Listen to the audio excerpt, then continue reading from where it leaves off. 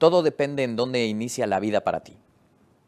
Si la vida para ti conceptualmente, religiosamente, filosóficamente, empieza en el momento de la unión de los gametos, el esperma y el óvulo, que en teoría tiene bastante plausibilidad científica porque es el momento en el que un gameto, una célula no totipotencial, con limitación de cromosomas, se une con otra y constituyen el primer elemento, aunque sea unicelular, de la especie humana, y es incontrovertible, con el potencial genético para llegar a ser un hombre adulto.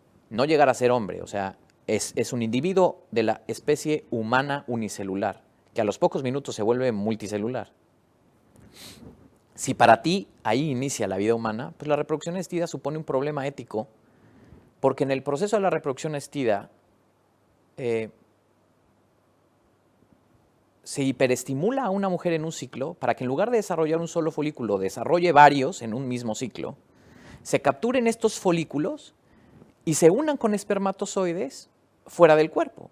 Es decir, haya fecundación in vitro, en vidrio, en unas cajitas especiales muy sofisticadas, en donde se trata de replicar el ambiente intrauterino o intratubario, porque la mayoría de las fecundaciones in vivo ocurre en la trompa uterina. Bueno, entonces ahí se ponen el óvulo, los óvulos con los espermatozoides de una manera bastante, pues, random, ¿no? Imaginémonos que en el ciclo natural es un solo óvulo que domina sobre el resto por características algunas conocidas y algunas completamente desconocidas, que es el óvulo, el folículo dominante. Un óvulo genéticamente probado por la cuestión evolutiva de ese momento, de ese ciclo, que es fecundado muy probablemente por el mejor o uno de los mejores de los espermas de millones de espermas. Esto ocurre en un ciclo natural. En el ciclo artificial, muchos folículos se estimulan de manera que seguramente está el dominante, pero seguramente también crecen unos que no iban a ser dominantes, ¿no? Por algo no iban a ser dominantes, pero se hacen dominantes a fuerza de dosis altas de gonadotropinas, de inductores de ovulación, y se fecunda in vitro. Y después, ahí empieza el dilema ético grave, ¿no? Aunque ya di pauta para pensar por qué es el fracaso científico, ¿no?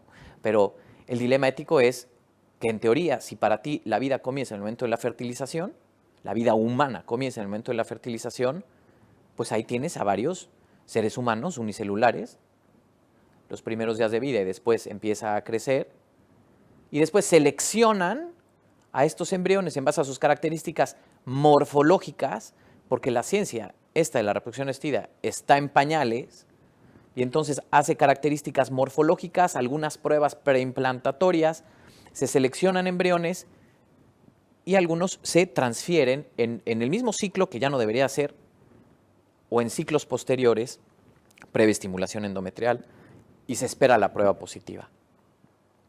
Aquí viene, profundicemos en el acto. Se seleccionan embriones y se transfieren. Si de repente una mujer con mucha reserva ovárica tiene varios folículos y tiene muy buenos embriones post-fecundación in vitro, no vas a transferir los 8 en un ciclo. Transfieres 2. Y los 6 se quedan ahí, se criopreservan 6 embriones, ¿no? En el mejor de los casos, ¿eh? Y si no, los tiran. Es increíble cómo a la falta de regulación en todos los países del mundo permite que el biólogo de la reproducción y el embriólogo hagan cosas que no van a salir a la luz. Y esto tenemos claramente conciencia en todos los países del mundo. Se transfieren 2 embriones y después, en el mejor de los eventos, hay una prueba positiva, por lo general de un solo embrión. Entonces, un solo embrión que está creciendo, uno que se perdió en el camino que transferimos y 6 que están congelados. Hay pacientes que solo por más que estimulen, quedan 2 embriones, se fecundan, ninguno llega al momento de madurez como para transferir.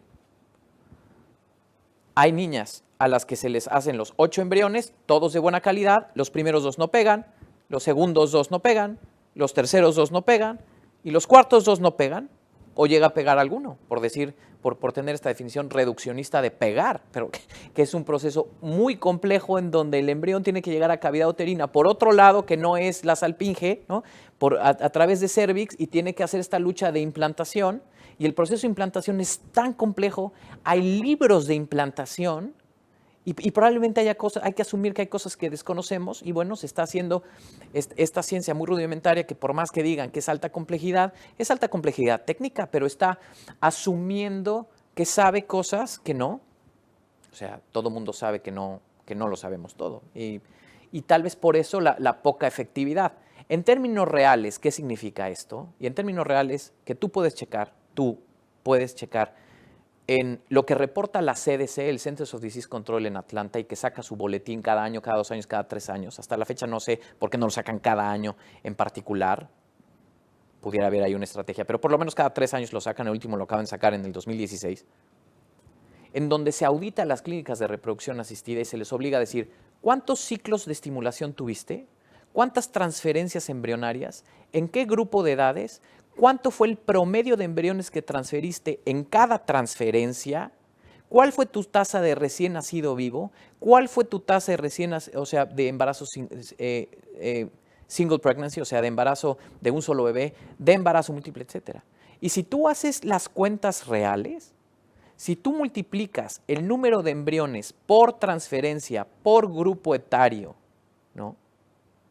Y lo comparas con recién nacido vivo, que también aquí hay un falso, porque el recién nacido vivo se clasifica como todo bebé que nace con esfuerzo ventilatorio y o frecuencia cardíaca, y muchos de esos bebés por nacer pretérmino, por tener complicaciones, después no llegan a casa. O sea, no existe el recién nacido vivo en casa, que finalmente tendrá que hacerse porque es lo que la pareja va a buscar a estos lugares. No va a buscar ni prueba positiva, ni embarazo de 13 semanas, va a buscar la solución para tener un bebé recién nacido, vivo en casa, sano. Y eso no lo podemos saber. Pero si tú te ajustas a los datos que publicas, podrás ver que por cada embrión promedio, ¿no?, comparado con cada recién nacido vivo, ojalá y la mayoría de los recién nacidos vivos lleguen a casa, aunque sabemos que muchos no, pero pongamos una correlación del 0.95% de lo que publican ahí como recién nacido vivo a recién nacido vivo en casa, aunque es menor, te das cuenta que por cada bebé que llega a su casa con sus papás, hay entre 10 y 12 embriones que se quedan en algún lugar, ya sea congelados, ya sea en el intento después de la transferencia. Y aquí no se habla, en ningún reporte se habla del número de embriones congelados. Se habla de embriones transferidos. Pero si fue una mujer que tenía 8 embriones, se transfirieron 2 y pegó el embarazo, esos otros 6 embriones no se hablan y no se reportan en estos reportes de auditoría. Hasta la fecha no sé por qué, probablemente no les importa a los biólogos de la reproducción, o no los confrontaría con su propia ética, o incluso si los obligara a decir a la paciente que llega a centro de reproducción asistida, a decir, mira, no sabemos de qué tipo de paciente vas a ser tú, pero si te importa el embrión, tu embrión o el de los demás, tienes que saber que si llegas a casa con recién nacido vivo en casa, que por lógica y por matemática es menos del 20% de las pacientes que se someten a la reproducción asistida, va a haber otros 10 embriones, pueden ser tuyos o puede ser de alguien más en la cuenta total, que no lo hagan. Entonces, entendemos que para alguien que cree, para alguien que piensa que la vida comienza en el momento de la fertilización, y aquí pudiéramos unir a todos los católicos, todos los cristianos, probablemente todos los judíos ortodoxos y demás grupos religiosos, o personas que sin religión han optado por esta verdad que también se soporta filosófica, antropológicamente. Hay varias variedades de aborto actualmente. Y la menos común es la de la niña que tiene un embarazo no planeado, por número, embarazo no planeado que supera las 12 semanas y que llega a una clínica tal, que es evidentemente el caso más dramático, más palpable y más impresionante, pero no en términos de número. En términos de número, no sabemos cuántas mujeres que están en anticonceptivos tienen pérdidas subclínicas completamente sin darse cuenta. No tenemos a todos los embriones perdidos en todas las clínicas del mundo en la reproducción asistida.